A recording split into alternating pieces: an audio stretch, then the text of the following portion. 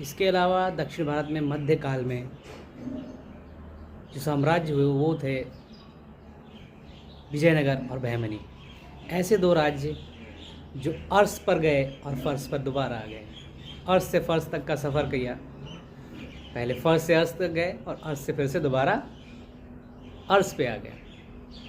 उसका तो विजयनगर साम्राज्य की स्थापना हरिहर और बुक्का नाम के दो भाइयों ने सन 1336 ईस्वी में की। हरिहर और बुक्का जो दोनों की सामंत थे, सेना नायक थे काकतीय वंश और होयसाला वंश में।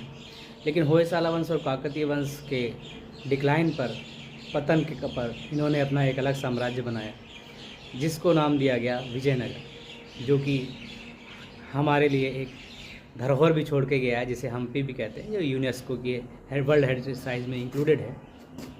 तो विजयनगर की स्थापना सन 1336 ईस्वी में दोनों ने की। पहले हरिहर ने राज किया, उसके बाद बुक्का ने राज किया। और इसमें इस विजयनगर साम्राज्य में 4 डायनेस्टीज़ हुई। जो पहली डायनेस्टी जो हरिहर और बुक्का ने स्थापित की उसे हम जानते हैं संगम वंश के नाम से। और देवराय द्वितीय की मृत्यु के पश्चात बड़े ही असमंजस की स्थिति उत्पन्न हो गई थी विजयनगर साम्राज्य में, क्योंकि उसमें ये उत्तराधिकारी का कोई नियम कानून नहीं था। इसलिए वहाँ के मंत्री सुलभ ने उस गद्दी को हथिया लिया और वहाँ से सुलभ वंश शुरू हो गया। सन 1446 के बाद की बात है।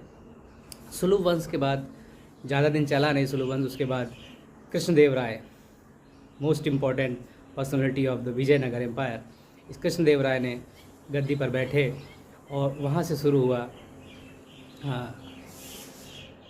तुलुप वंश। और तुलुप वंश 1567 तक चला, जिसका लास्ट राजा था सदाशिव राय। लेकिन सदाशिव राय नाम के राजा थे, चला रहे थे राम राजा ने ही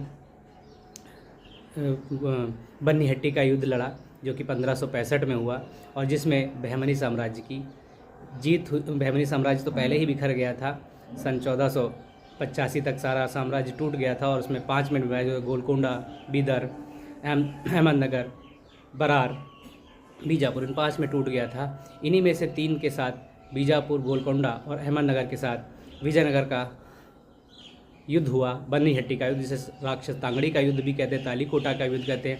और यहीं से विजयनगर एम्पायर का डिक्लाइनमेंट हो गया। तो विजयनगर और बहमनी साम्राज्य जो कि साथ साथ चले और साथ साथ ख़त्म हुए।